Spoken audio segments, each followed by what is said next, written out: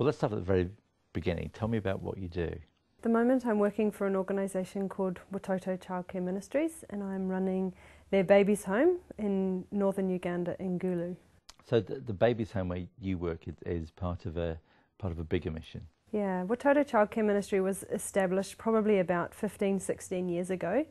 Pastor Gary and Marilyn Skinner, who had previously set up a church in Kampala, as missionaries, they really felt that God was calling them to do something about the orphan crisis. And so they had this vision really from God of setting up a holistic ministry, or a way of caring for children in a holistic way that provided for all their needs. So they have established children's villages on the outskirts of Kampala, where one child goes into a home with a mum, and there are 7 or 8 other children in that home for life, basically. And so when we first started those villages, they were taking children in probably about 5, 6 years old and caring for them through primary school, secondary school as it grew. But about 5 years ago, they really started thinking, well, it's all very well taking care of 5-year-olds, but you know, it's a real massive thing if a child even reaches their 5th birthday. So what are we doing about the babies and the little ones? And that's where Baby Watoto was started initially in Kampala with a home 4 years ago now, caring for mainly children under 2 years old, the newborns especially, who are so vulnerable. And then as the organisation has grown, we reached out into Gulu as well, and we established a babies home up there. There's a huge AIDS epidemic right throughout Africa, and especially with some of the civil unrest and conflict that has taken place in Uganda, there are huge numbers of adults that are contracting HIV/AIDS, and still are. The epidemic is ongoing and is increasing, in fact, in Uganda right now. And so many of those women are dying in childbirth. Many of them are being orphaned. Many women who give birth when they themselves are still children, don't have any other option but to abandon their children, their babies when they're born. And so these little ones are often found all over the place with no hope. And so that's where Baby Watoto can step in and offer a hope to those little ones. So what do you actually do on a day-to-day basis? Wow, what don't I do? My role right now as the administrator of the home in Gulu is very, very wide-ranging. We combine aspects of African childcare, but also we look at a lot more things like nutrition, medical care. And so I do a lot of staff training. I do a lot of interaction with the kids, as well as training all our caretakers and support staff, whether that's cooks, cleaners, security guards, that kind of thing, gardeners, as well as doing the office work, managing a budget, organising all of that kind of HR side of things as well, emails that everyone loves, and things like that. So every day is different, and obviously at our gate we can have a baby turn up at any time. We can have people in the community come at any time with a child that's vulnerable that they want us to help with. I can receive a phone call from police or probation at any time, and we have to go down to the police station and assess the situation. I may have to go into the community and look at a family or a situation where there might be a vulnerable child, that kind of thing. So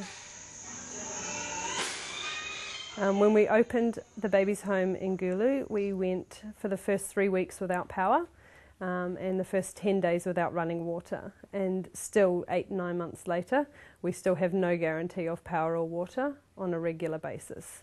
And that's a big aspect of training some of the staff, is to not just accept, oh, we don't have power, therefore we can't do this or this or this. No, how can we achieve what we need to achieve by using different resources or a different method? Yeah. And how safe are you? I mean, again, it's very different to being in New Zealand. In Gulu, things are pretty calm right now. You never take your safety for granted. You're always on the lookout. You're always pretty alert when you're wandering around. But I have to say, in Gulu, I've never felt unsafe. I'm very lucky in that I have a vehicle to move around in, but the volunteers that I have, that I work with and we live together as well, when they're wandering around the markets and things like that, they're always very, very safe. and feel safe, which is great. Down in Kampala, the capital city, things are a little bit different just because the sheer number of people wandering around is very different, and obviously the tribal mix in Kampala is much greater than it is in Gulu. So there have been a few riots and things, unfortunately, in the past few years when I've been living in Kampala. I haven't been directly involved in those, but it certainly has been geographically close to where I've been, and I've heard, things in the distance, and my friends have been caught up in that, and thankfully they've been safe. But for me, God's kept me safe, and it's been a blessing. Does your faith help you cope with all these things that are going on? Absolutely. With my faith is the only thing that keeps me going, really, because some of the senseless stuff that goes on, you can't explain it. You can't put reason to it. Why a mum is forced to do the things that she is, you don't understand. You can never understand that. And so I'm able to just to give that to God, really, and say it's not my question, not my place to question why. I've just got to get on and do what He's called me to do and look after the little ones. They're His babies. It still must be very hard on you emotionally. You have some horrific days. You absolutely do. You have some days where you just don't feel like you've got anything left to give. Because we don't, not all of our babies survive. We do lose some along the way, and that is absolutely tragic. So it is emotionally very draining, but God gives you the strength to keep going because you've got another 30-odd who still need to be fed and loved and cared for. And at the end of the day, we know if a little one passes away, they're in a better place. So that's the good thing about, having a faith. God just carries you through. Does it feel like you're holding back the tide, that there's an unending stream of work for you to do? It's very easy to think like that, and I work a lot with the volunteers about thinking that, and they think, well, what's the point? Why do you keep doing it? And the reality is, for those individual children that we take in, we have absolutely changed their future, without a shadow of a doubt. There are some children that I've worked with that would not have been alive if it was not for what we do as an organisation and what I do as an individual. So when you look at it from that point of view and that perspective, you think absolutely it's worth it. One life that you've saved, absolutely worth it. Oh, Nicola, it's great to meet you. Thank you very much for talking to us. No problem.